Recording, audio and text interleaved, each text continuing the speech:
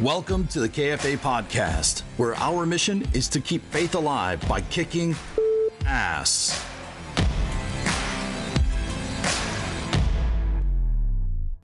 All right, ladies and gentlemen, I'm pretty excited about this episode because we get to have a very special, near and dear guest to my heart on to join us.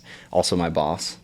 So that's a little intimidating, but just playing around. No, but really, really honored to have you come in today, Dawn. And I just, when we do these episodes, many times it's less about what we hope to come out of it and more like we just want to put good people in the room and have a nice conversation because that's where the magic happens. So I don't know if you want to introduce yourself. Obviously, a lot of people in the KFA community already know who you are.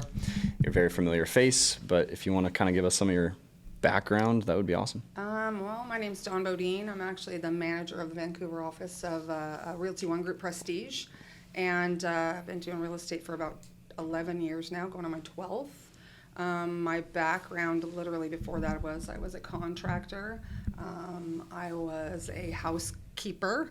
I come from lots of sales background, so lots of customer service. Macy's, as people know, but it was Meyer and Frank then. There, I just aged myself. Nordstrom. What's that? Thanks. Yeah. See, he's like, "Why do you call that Meyer and Frank?" Yeah. Is that a hot dog? yeah, that's what it is. So, but always been in customer service. Even when I was young, we actually helped people open businesses and stuff, even though we never owned them. So I learned at a very young age that the client I felt was who you wanted to cater to, and that always kind of came back to you. So in business. So. It's funny. I always say people who worked in retail or worked as servers always make better real estate agents. Oh, I agree. Because you're more in tune with the customer. You've learned to listen to what they want, and what they need. Yeah. So, Because when you're a server, you have to listen to them so that you can get that good tip off of them. I agree. If I bring them the wrong dish. Yeah, I agree. And it's all the same thing, right? It's just it's a people business. Learning how absolutely. I think it's totally relational. Yeah. I think that's what it's about, and I think that's even right now, that's what you have to get back to, is it's all about the relationships that you have. Especially now. Mm-hmm. Yeah. Absolutely, 100%. So 12 years. Yeah, this is my 12th year. I can't believe it. It's crazy. That went by fast. It did go by really fast. So, I kind of hung out there for about a year just learning about it. I didn't even have my license yet, and I kind of went to KW because Patty Seawold was gracious enough to kind of let me sneak in, even though I wasn't licensed yet, and learn, which I think was awesome because in that first year that I was licensed, it was a crazy market. It was like so many houses right after the housing crash, and things were at rock bottom. And all of my clients were like, "Yay, it's a great time to get a house," but they wanted to see all of them. So I had to learn really quickly how to set expectations. But yeah, that was a great first year. It was like trial by fire. I really learned by doing. And I sold 36 homes my first year in business. 36? 36. Wow. Yeah. So that was, like I said, it was a great trial by fire. And it also taught me to manage money, which I had never learned in my life. So, because everything's coming at you so quickly. And I think getting things in place to help manage that, especially as a single mom, was super important. Yeah. So that first year, was it 2011? 2011. Okay. No, so 2012. 2012. I was there in 2011, but it was 2012. So it was like right when the market was maybe starting to recover a little bit. Yeah, it was. I mean, the prices had tanked definitely, so they were coming back. But it was. I think everybody out there, it was a great opportunity to buy a house. Right. And interest rates were still pretty good. They were 5 and 6, I think, believe at the time, which. I don't think people should be afraid of, but they seem to be. And but I learned through my first client that you really got to set expectations and not let them run the transaction. You still need to be in charge. So sure, but 36. Yeah, right. In your first year, that's unfathomable. You don't hear that very often. Well, I think that I just was willing. I had worked so hard my whole life since I was 14. I have recordable income, right? Because my parents we didn't have summers really. We went and picked berries or we went and earned money because we were very poor. And, so we learned work ethic very young, and there was a lot of things that I take from my childhood that I'd like to not have. But there's a lot of things that's one of them that I feel like my brother and I actually talk about it when we're together today, one thing we took away from a very abusive upbringing was work ethic, Yeah. you know? So, and it was actually almost an escape, right? To go to work was like, okay, cool, you know, somebody else has the Yeah. reins I think over that's us. our generation. though. Right, Yeah. right, I think it is. But, yeah, it's everything's built on that, so. Well, and yeah. having that perspective of how hard you had to work with little to gain your whole life, and then coming in and actually getting a reward for the hard work is probably. I think that was the most difficult for me, because to come into, you know, I had always, you know, had fruits of my labor, but I think to come in monetarily the way that it did very soon was something that I didn't know how to handle, you know, right away, because it was like all of a sudden you had enough money and time. No, not necessarily time, actually. You had enough money now to kind of, I had to learn to take that money and leverage, you know, so that I could get some of my time back, because I was working, 36 that first year, and then, you know, I think it was 40 something, and then 63 my third year. I was working like 80 to 100 hour weeks, and I still had 3 kids at home, you know, that wanted my time. So I think, wow, when did I sleep? But then it was like, I was so excited about it, but I had a very good mentor tell me, if you don't find ways to really look at that millionaire platform, you know, millionaire real estate, leverage, you have to be okay. But I came from such scarcity that I was like, I finally have it. I don't want to let go of it, you know? But then I had to learn that, you know, like hiring my first assistant that third year when I did 63 was like, it was so smart. And I just had to trust that if I took that income, hired right, trained, and then, you know, gave away some of that stuff that I didn't need to hold on to, you know, which I encourage agents to do today when they get to that point, was super pivotal in allowing me to stay at a consistent level. Sure, not you know? crash and burn. And not crash out, and be like, I hate this now. I don't want to do this anymore. Right. Well, it gave you time back. Absolutely. Yeah. Yeah. And time back with your kids, because your kids were junior high at that time. Right? Yeah, you know, and I saw the path. I mean, God love them, even through divorce. They just were like down a path that I couldn't veer them off of, even with the big thing of divorce, right? And they all got straight A's. They did the accelerated learning program. You know, my oldest literally, I knew she was going to get into a ton of colleges, and I knew through all that I wasn't going to tell her no, right? I was going to work as hard as I could to be able to afford to do that for her. And then when she comes to me and says, well, I got into Berkeley and I got in here and I got in here, I was like, okay, pick one, you know, and we'll handle it. So, you know, I didn't want to let them down because they had worked so hard and made really being a single mom in most ways very easy, because I didn't have to worry about the typical avenues that kids can go down that come from divorce. Sure. Lucky. So I was blessed, you know, so that's the least I could do was support their dreams. So, you know, now she's got an astrophysics degree, you know, computer science and math from Berkeley. It's And incredible. yeah. She's probably going to be riding a rocket into space. I'm just like, wow, I really don't have to sell houses anymore. No, I'm just kidding. So, Well, yeah. but having that probably, I would imagine, gave you kind of that why you needed to want to, like, because, and this is something that I think a lot of real estate agents deal with. You hit a level of comfortability, and it's like, this is more money than I've ever made. What takes you from 36 to 60 something? And most of the time, at least for me in my life, you know, it's been hard to find that why. Like, I'm already comfortable. What drives me to make more? And I think it sounds like having that. I don't want to let my kids down. I want to give them the best. 100%. They were my, you know, I went to a class my first year. It was Brian Combs. And I remember, you know, and I get the structure of it. It was like, what's going to make you uncomfortable enough to make you squirm and either fight or flight kind of thing, right? And he said, you know, I want you to put in an envelope something you're willing to give up, that literally you would be like, I am not going to lose this. And I remember thinking, I don't have anything to give up, number one. And number two, it's like, I don't know what to tell you. My kids are my why, you know. Sure. I can't go home and disappoint them after they've done all of this, you know. So I remember he came up to me after class and he's like, well, where's your envelope? And I said, well, I'm not going to give you an envelope. If those 3 kids, you know, I guess I can give you an envelope with their picture in it.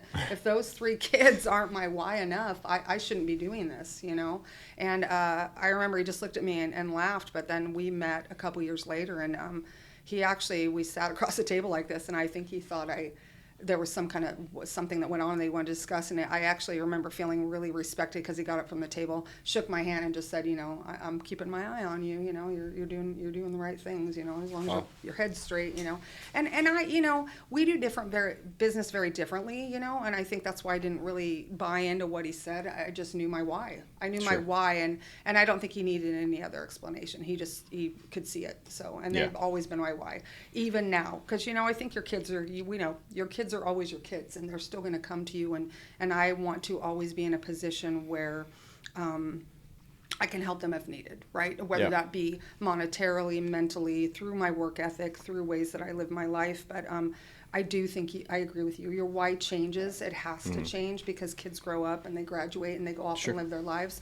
But my why is still building a dream that I don't think a lot of my family have ever had, and some of that is owning homes, and I think that that's a pivotal part of my business is helping break generational curses, of not being able to afford a home, or all of the stigma that goes around with that. I mean, I was an apartment dweller for 15 years, and I look at the income now that $191,000, right? And I think I use my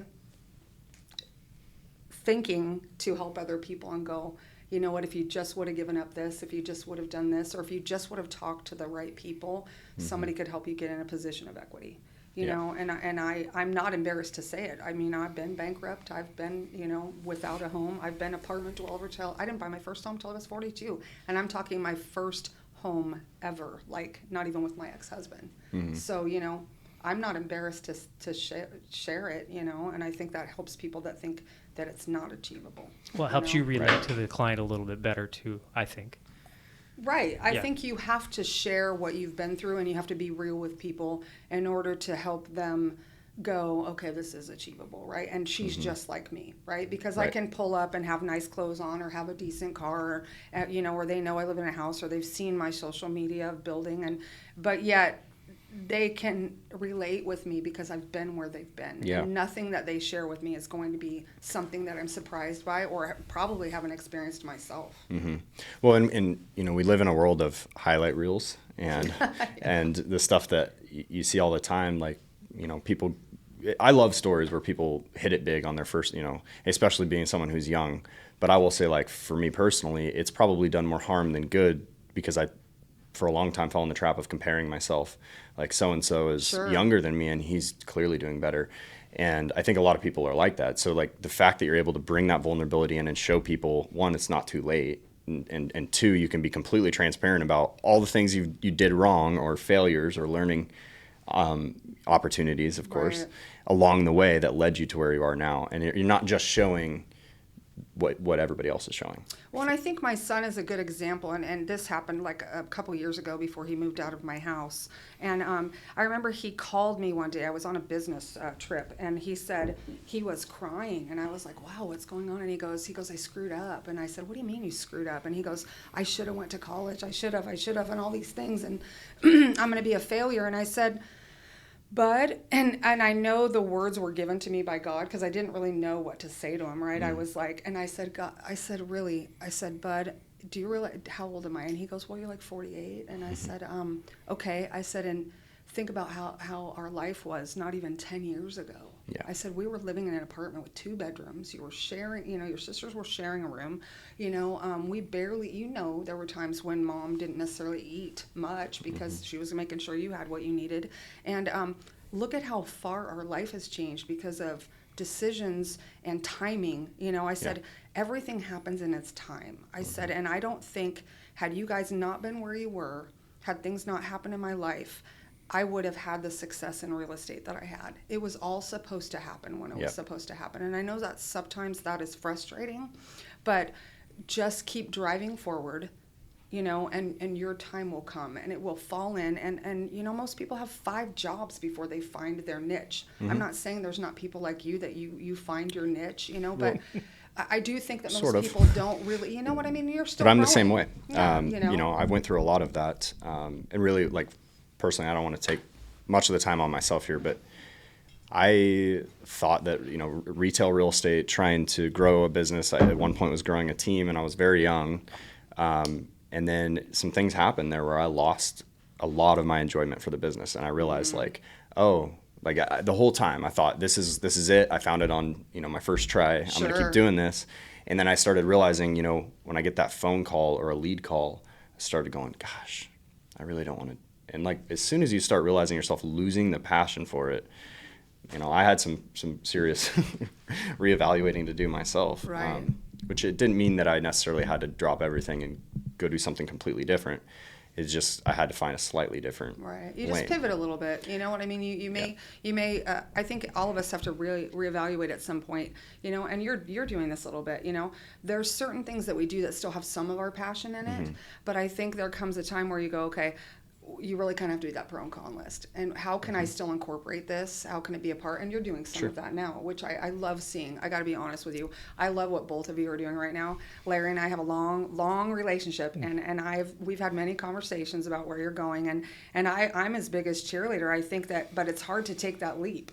And I know you had to decide what the timing was to take that leap, because it's a big I see you kind of growing through this, through KFA, through Cardinal, through your real estate still. And I think that my life has literally been one where I think one of my passions is mentoring people or encouraging people to live their dream. Yeah. And you can see that through some of the podcasts that I've done in the past. I wanted to be here today to just go, I've been where people are at, and if I can support people in any way to live their dream, it doesn't matter the money. It matters if you can live your passion and sustain a life, you need to be doing it. Yeah. Because what are we here for? Sure. No, and I agree. And I think probably something that I can certainly relate to your son with, and I know this because I have a lot of friends who are still trying to figure out their way, and I don't want to say coach them, but a lot of them have come to me for advice, like how did you find something that you're already so invested in deep in? And it's something that I think our generation really struggles with, because we want to figure it out before we take the first step. Right. I've definitely struggled with that. I want to know if I'm going down this path, I'm not going to waste 6 months. But it's a wrong perspective. Absolutely. Because it's only until you understand that, we're not scared when we drive our car at night because we can't see beyond the headlights. We just, the path will continue to reveal itself. And you have to have that faith and that trust. But for me, at least, that's where the spiritual side is really growing for me, because that's the only place I could find that comfortability, because I want to have everything figured out before I take action most often. And I think a lot of young people, we see other young people who are crushing it or have these sports cars at 25 or whatever, and we think that they have just figured something out that we haven't, and we want to sit back and try and figure it out before we start going on something. And I think we're a lot different. I think our generation was different. You just had to go, you know what I mean? And you had to figure it out along the way. And I think that when I say I learn by doing, I really do. And I think that I agree with you, because you're probably, how old are you? 25 now. Okay. Yeah. And my daughter is 27, the one that I've talked about. And I think her whole life the struggle has been, and you're very intelligent. I see a lot of, correlation there. She has struggled her whole life with, and it's silly, from the hugest decision making to the smallest of, it took her a year when I told her she could have a new mattress to decide on one. And I was like, this is not that difficult. It's okay. And actually, we can buy one and get it from Costco, and we can send it back in 30 days if it's not really what you love. So, but I understand it. I think you guys, there's some of this your generation that's a lot more, you've got to overanalyze everything. And some of it, I think, and I might be speaking out of turn, and my daughter has actually said this is true, is fear. Yeah. Do you know what I mean? It's a scary world. It's confusing. Yeah. And it is. And I'll be 100%. Honest, if I was, my kids, and sadly so have said, they don't see themselves having kids, and they're very afraid with what's going on, and that's disappointing to me, but also understandable. I think that we were those children where it was like mom and dad were both at work. You figure it out. You know what? Yeah. I mean, you a brother and sister helps you figure it out. Whatever. You just, one of my analogies with my brother right now, and is we talk a lot about when we were young, because we came from a divorced family as well. And our mother lived in California, so we spent summers in California after a few years. We would go stay with our mom, and but it was just him and I in LA, so she would never let us go anywhere. It was like when she was at work, we were in the house. But the one thing we could do is go swimming. Well, I didn't know how to swim. And one year my mom just said, your goal by the end of the summer, you better teach her how to swim. Well, I will tell you that took a week, because he pushed me in the pool. And he just said, Sink or swim. Yeah, Literally. I sink or swim, right? So I think that is how we have lived life. And I'll tell you, there was a period of my life where I let a lot of fear rule me, and part of that was just because there was a lot of abuse that went on in my life, and I think that coming out of that was brilliant, because I learned that if I could take some of that, learn what I wasn't going to do, and survive that, there wasn't Piece a of lot of cake. other things I couldn't survive. Yeah. So I think, and I really like where this conversation is going, actually, because it's actually really fascinating to compare the generations and what's changed now. I think one thing for kids is, Ed Milet says, like, kids learn and lessons are caught, not taught. Like we learn by seeing, not really what you're saying to us. You're telling us to get a good job, a steady job, college degree or whatever, pay attention in school. But the kids are sitting here going, Mom, you don't look happy, right? Like, this isn't the dream that I want. Oh, so my daughter said that to me.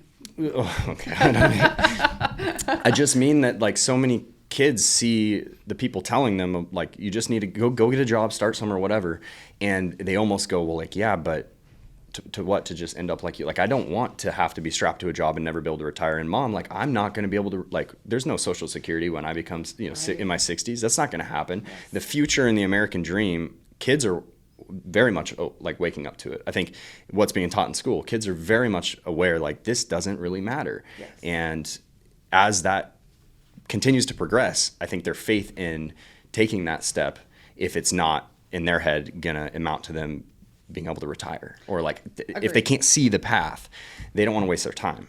And I noticed that's a very common theme that's happening. My little brother is dealing with a lot of that right now himself.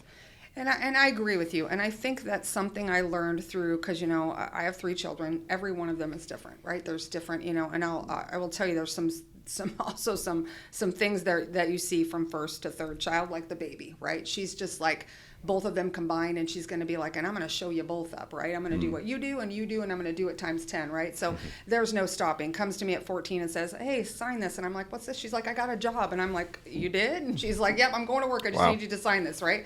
My middle child, my son, which I think that no offense, boys do take a little bit longer to come to the table, but he was just like, yeah, whatever, I'm cool, I got my video games and I'm at home and everything's posh and Mom's bought us a house and it's cool, right? Not that he didn't have drive, because he still did all of the things that his sisters did, educationally. But then there's the oldest child, right, that's like, she's got to show everybody and lead the way, right? And she really did, but part of that was really weighed heavily on my son, and this is where I want to go. He came to me at one point and he was like, in the car, I had picked him up from something, and he said, Mom, I don't want to do it. And I said, well, what do you mean? And he goes, I don't want to do college. And I said, oh, okay. And he said, well, I said, why, what's going on? And he said, I really feel pressured by you and Dad, and we were divorced at this point, that I'm supposed to do what Brittany does. And I said, I don't think I've ever said that, Bud. And he goes, but then I had to step back and go, okay, but what have I said, right?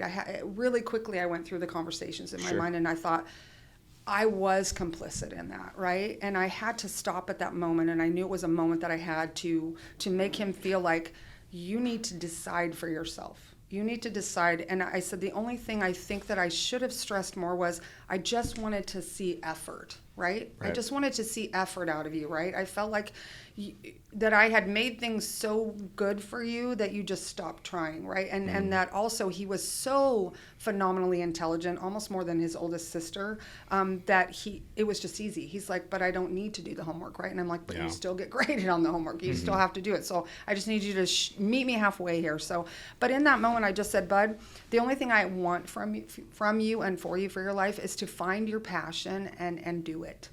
I said, and if I can make it easier for you along the way to do that and not have to do what we did, just get out, go get a job, whatever, because you guys keep telling me, but I don't want to be like you, Mom. I don't want to just go, well, great, I did 30 years at the railroad, or I did 30 years at the, real estate or whatever, and, whatever. He goes, I think you love your job, Mom. He goes, but I know Dad never has, and I said, well, buddy, I think this is the moment where you decide, what is my passion? What do I want to do? And how am I going to get there? You don't have to go to college if you don't want to. I think that we missed a very there's a hole there now in your guys' generation because we so encouraged college so long that the tradespeople are now retiring, and we have none of that. Big issue. We have none of that. It's a huge issue right now. Talked about that on our one of our recent podcasts with a guy in construction. And so I think we miss the mark, and some of that is our generation's fault because we were just like, get a job and go to college and, work while you're going to college. And I think we missed a pivotal role that we had there to say,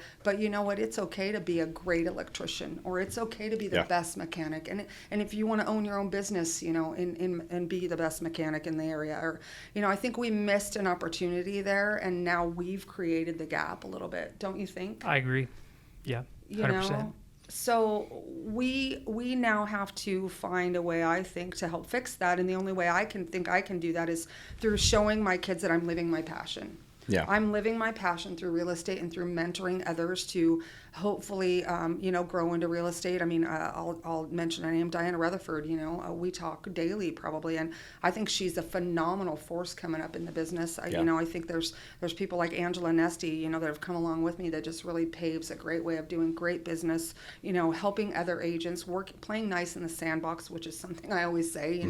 We're going to have to deal with each other later. Most of us that stick around, you probably want that person on the other end of the phone to have had a good transaction with you. So showing some of that kind of thing to my children is hopefully the legacy I leave with them at this point, even though I think we all screw up as parents at some point. Your kids are going to come to you later and tell you something you did wrong. So, you can't fix it all. But, hopefully now I can show through my own actions and through things that I'm contributing to, including this, that everybody can live their passion and still give back and still, help other people. So. And they don't have any dreams of getting into real estate, huh? Oh, no, it's quite the opposite. I said, well, why don't you just get it and, you can make some money while you're going to college. They were like, oh, no way. We see what you do. And they hear conversations on the phone and they're like, we don't want to do that. So, yeah. Sure. Yeah. Yeah, but, and I think that's, again, we tend to think grass is greener on the other side. So I think with kids, they're always going to pick up on it's not perfect. Well, nothing's perfect. No industry is perfect. You just don't, it's hard to know what you're going to enjoy. Sure. I think what I realized, and I sat down myself when I started to realize that I was losing what I thought was my passion for the real estate industry. When I dissected it, I really realized, well, no, what I'm losing my passion for is dealing with clients that I actually don't love working with. Sure. So I need to make sure the clients I'm working with from now on are ones that were like, this is fun and I enjoy my job. Right. Maybe less online leads and stuff like that. And then I realized what I most enjoy about the business is the people side of it. And what I don't enjoy about how I built my business in the first 3 years was the relationship side lacked. It was there, but it was more sales, more deals, more transactions, more priority over the relationship side. Right. So getting into where I'm at now, well, it's not and again, this is where I think, taking a step, you never know where it'll lead you. I couldn't be doing anything in KFA if I didn't understand many facets of real estate and know a lot of people in the industry and been involved and know what I'm talking about because I have some experience in this. Right. But what I found is I get to take the relationship side. I work a lot with agents now, other lenders, building the whole community. And that's the most, it was never about the homes and the architecture for me. It was about the relationships along the way and fascinating conversations like this. Right. And so but how would I have ever found where I'm at now if I didn't take a step into something and then realize after a few years, at one point thought I wasted time, going down this industry because I'm not loving it anymore. It's not forever. But it was all taking a step and leading towards something bigger. Well, and I think all of those things that we do, I like to look back and see them more as building blocks, right? I mean, I think that's part of what you talked about earlier. Everybody, I feel like your generation is a little bit afraid to step out until they know everything, right? Failure to launch. Yeah, and I think that everything I've gone through in my life, including the abuse growing up, that directed me, to follow the path of the kind of woman I was going to be. I didn't want to be manipulative because I saw that going on with my father, and my stepmom. She would just manipulate him into believing things that weren't true, and what could I do because I was just a kid, and surviving that, and then coming through a marriage, where you decide who you're going to be, right? And how you're going to step out of that. And that was very hard to leave because I didn't want to, I'd come from divorce. I didn't want to put my kids in that situation, but I also knew, and my oldest probably said it best, she goes, Mom, I know you shouldn't be with Dad, but I don't want you to be with anybody else. And what she meant was, until you figure your stuff out, Sure. don't be with anybody else, right? Do life, right? And it's funny, you get so much wisdom from your children, right? And but you know what I mean? We do. I think we do, and I think it's actually wisdom that we've maybe imparted on them, and then they're showing it to us in a mirror, right? But I think that everything we do, to speak to what you're doing, leads to where we are, right? And I think that you can have the perspective of, oh my gosh, I wish I never would have chose that. I decided about 11 years ago that I wasn't going to have that mindset. I was going to be like, what can I take away from this, and how can I plant that with what I'm doing now? Yeah. Right? And how can that further go out? And I think this is why KFA, I saw what you guys were doing very early on, and I was like, I need to be a part of this, because you and I are very similar. I come from contribution, and the relationship part for me of this business has always been what's so important. And that's with each and every client. And I can tell when I'm getting off track and it's getting very transactional, because I don't feel good. My gut doesn't feel good, you know, and it's easy to get there, right? Because I mean, I will tell you, during COVID, it was just like, right? And you were like, whoa, what just happened, right? Sure. And things were flying so hard, so fast. To reel back from that and go, but wait a minute, there was such a huge piece missing for me. Right.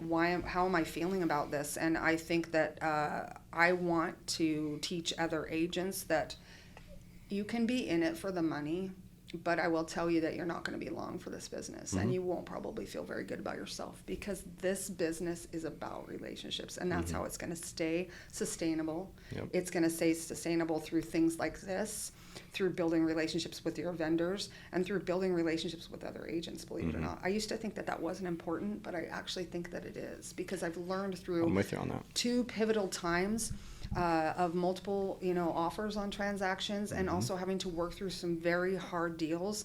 That relationship with other brokers is super important. Absolutely. I've noticed that just since KFA. I mean, I've had a couple offers this year get accepted. And I know in years past, like, I was the same way. I have a fiduciary duty to my client. Yep.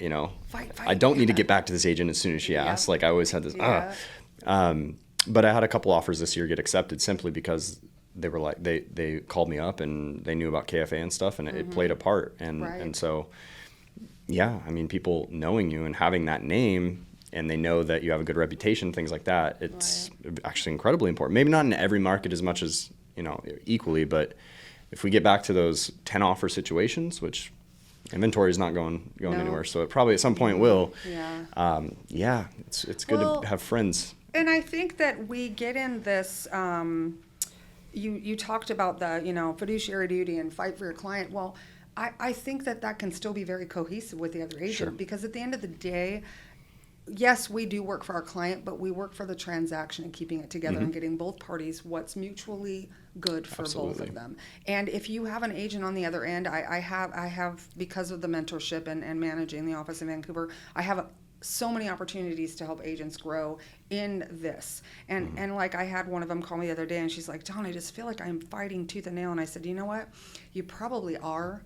But here's what I'm going to tell you is, just like when you came to me and we did our first deal together, and you were a brand new baby agent, and you tell me every time, or other people, that she helped me through that whole process, and she could have just stepped all over me, and she could have just been like, oh my gosh, you're so exasperating, and instead you helped me. You know, it went a long way. I said, this is your opportunity. I said, I don't know that other agent on the other end. They seem fairly new. This is your opportunity to do the same thing, you know, that you felt like it was a gift for you, right? I said, Be the mentor. and I understand it's very frustrating, but you're going to leave an impression. You can leave an impression of just, oh, you're exasperating, and you just make me so mad, and now I'm going to play hardball because I'm the senior agent.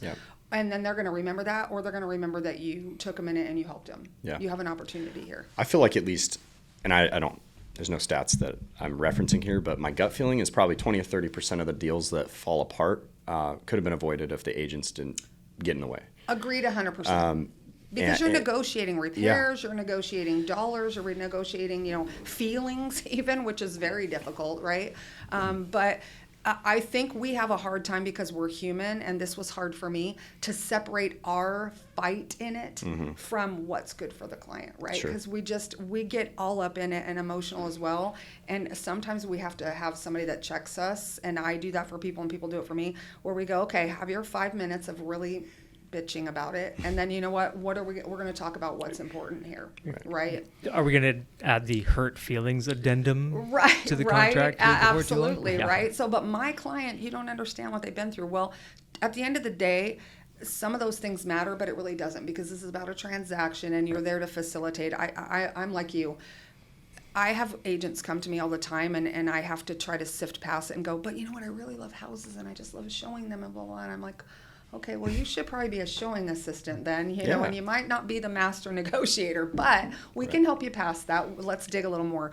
But I will tell you, the agents that come in and they really are like, you know what, I understand this is actually a service-based, Right.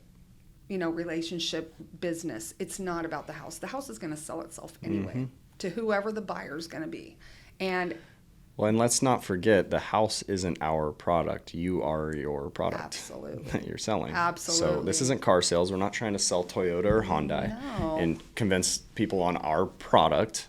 We can sell any house, right? So it's less about that house. It's more about, are they sold on you? Do they want to work with you? Do they love you? And I think if we get out of that, we will stop having that car salesman mentality thrust on us, right? You know, there's so much bad stigma, and because there has been a lot of people get into the business, and while I want everybody to be successful in whatever they want to try, I'll be honest, I kind of hope half of the people that are just playing at real estate or got a license because their cousin told them to, because they might be good at it.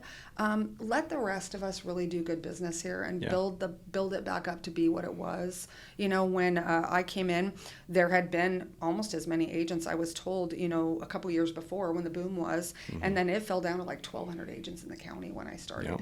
And I thought, cool, right? And we're back up to those numbers. And then I keep getting these people that call me and go, well, I'm working with so-and-so. And I'm like, I don't even know who this person is. I don't even have any basis to give you on how to deal with them other than just play nice in the sandbox. Right. You know, so. That's a difficult thing. I do think that naturally, you know, it's already happening. It's thinning out. But there's a lot of people that are just doing it and I noticed this. I think real estate's one of the one industries where if you have a relationship to a family member, or maybe you know one person who could send you business, like you have those connections. People get into the business because they already have some potential deal flow, nice little side income. Why not take those checks? Which I get it. I mean, it's appealing. It's like a nice check. Little side hustle. Put your kids through private school or whatever you want to do. Right. And, but I think, I mean, if you're not taking it seriously, and seriously in the sense of like actually doing a service to the client, the other clients on the other end, it's a dangerous place. And I think we've definitely been there for a while. Well, and I think that, you know, coming from contribution and that customer service level that's so high is so important, because you know, I go in and I have, you know, meetings with my clients, and to be honest, it's very nice to be in a situation, because I wasn't my first 3 years. I felt like I had to take everything that came at me and whatever came at me, right? And I had to learn over those 3 years to establish boundaries and what I was willing to accept, and understand actually that I could fire a client. Right.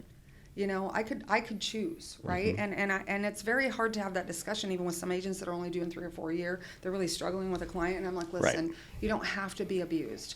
Let's try to take some of the reins back, and if you can't, it's okay to step away and maybe, you know, refer it out. Go, you know, I have actually had an agent that's been in a business a long time, and I think she's just ready kind of to be like, okay, I want to just take the deals that I want to take, and if that's 5 a year. And she said this, I have a real bad bulldog. I think you can handle him. Can you give him a call? And she goes, but he's interviewing every agent in the business. And I said, okay. I said, but thank you. Yeah, I'd be happy to pay you a referral, you know, whatever. And I went and I won the deal. But I think it was just because, number one, I felt like I didn't have anything to lose. I was just trying to sell myself and what I had to offer in their situation. And the fact that I was willing to work hard, that I understood at that moment in time it was a multiple offer situation, and that I was going to be on top of my game. Right. You know, and that's what it was about, to get them what they wanted, because they had lost out on so many deals, because she was a little more timid, and, you know, she goes, this is what they need. And I said, okay, let me try, you know. But I think that people's mindset and who they are really shows up in this business. And it shows up quickly, because if your motivation is not about that relationship, I think it's not going to be the business that you want it to be. And it won't be repeat business, because when you leave a bad taste in somebody's mouth with the biggest asset they have in their life, you become part of their family, because you're dealing with their kids, or you're dealing with their dogs. Sure. Or, and you're dealing with their money and the hugest asset they probably will ever own. And you're trying to keep everybody together, everybody happy. You're a counselor, you're all these things. Everybody's talked about this. If you fail at one of those components, it's going to make things difficult for you in this business to stick around. Yeah. And your clients become good friends. Like you have this party that you do every year.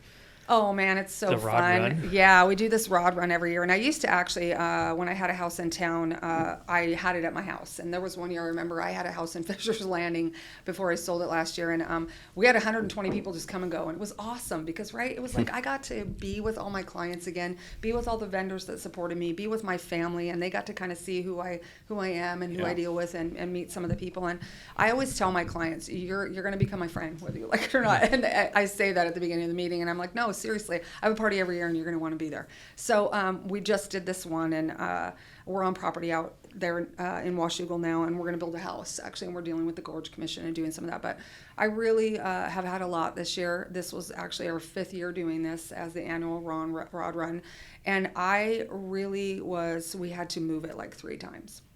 And I thought I was going to kind of lose people. The people that showed up in droves, and the way you were there, I mean, it's fun, and it wasn't quite the 125 people, which I get disappointed. And I don't know why I do, because I think that I just want to see everybody. It's my time to kind of mill around and really get everybody in one room.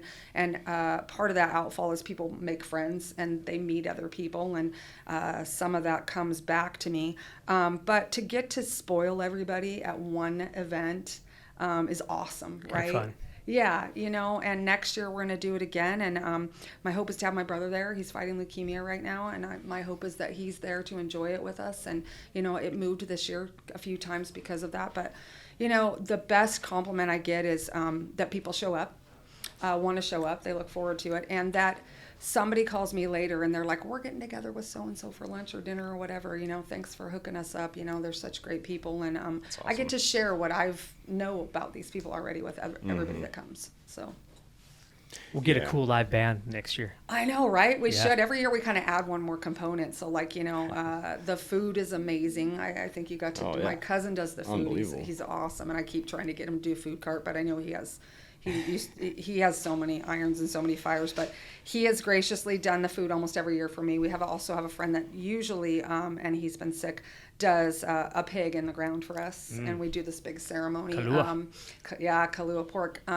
But we added karaoke this year. God love him. Ruben came and he set up his whole thing, and but yeah, next year a live band would be fun. Everybody gets to go in with my goats. They get to go play with the goats and the chickens and all of that kind of stuff. So that's fun for the kids and stuff. But we're going to have cows soon. And hopefully next year we'll have the framing of our house up so people will get to see that. But this year we kind of had the groundwork done and we had plans up for the house. So that was fun to share with everybody. Baby steps. Yeah. Baby goat steps. Yeah, baby goat steps. We're going to have the Brady Bunch, more camera time with them. So Cool. Anyway, yeah. Any last thoughts you want to leave the audience with, or like what's on your mind? I think that I just want to be here today because I had a really tough upbringing, and I'm not going to get emotional, but maybe I am.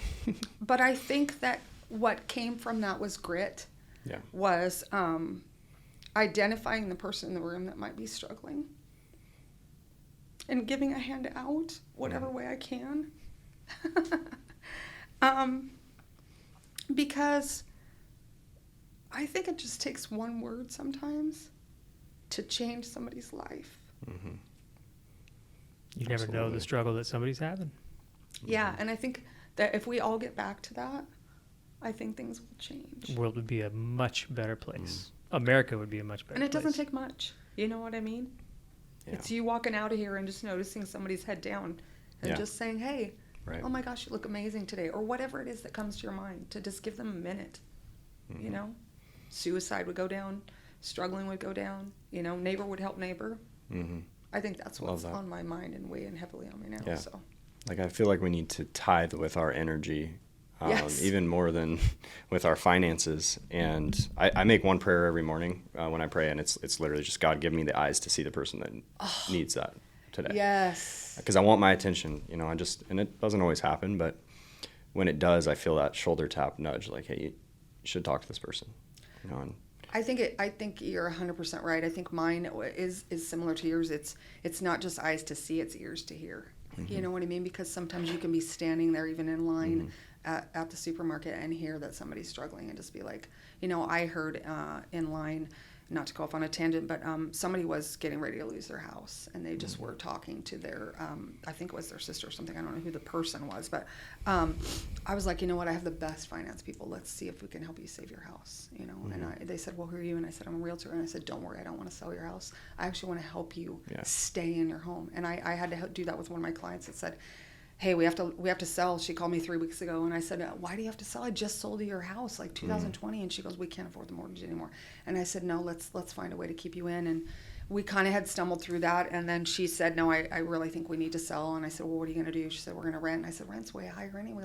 Are you sure? And she said, yeah, let's get it ready for market. So I started doing some of the plans, and she called me about a week later. I really prayed about it that night. I was just like, I don't want to do this. It felt awful. Right. Yeah. And I just thought, I don't want to do this. And she called me a week later and she said, we're going to make it work.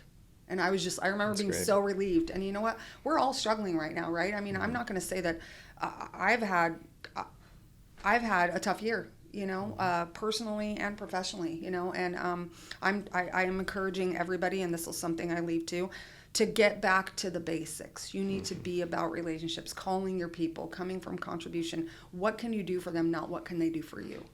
Right? And that all comes back, right? We know that through tithing. We know through that tithing with our time. You don't have to have money to be part of the solution. Right. It's just a phone call. That's right. Just a text message. Absolutely. Just a quick email. That's right. Or stop going through the emotions, or the motions of Yes. how we socially greet the waiter and say hi, and just compliment them. Go do those Things like open that. houses. Talk to all the people. You know what I mean? I always tell agents, who'd you call today? Who'd you talk to? And not about real estate. Who did you connect with? You know what I mean? Because I don't care. All the bigs will tell you that. Tom Ferry, everybody. It is a numbers game, right? But it's like, who did you really talk to today that's in your top 20% that takes care of you and you take care of them? Because no matter what, when they think about real estate after that, they're going to want to be successful, and they're going to want to, just like us, we like our vendors to be an extension of us, right? Well, nobody's going to refer you that they would be embarrassed about, right? If you're doing and about all the right things and taking care of your people. Yeah. So I've gotten away from it, admittedly, but one thing that I've really tried to practice, I need to get back to, this is a great reminder, is just like 1 or 2 people a day, and it's just like who comes first to my mind, and I just believe like that's the person I should call. Because this business, we have our database, and we know we should touch them this many times. It's so scheduled sometimes, and I just like to be like, who knows, but maybe this is the person that first comes into my mind for a reason, and that's who I should call.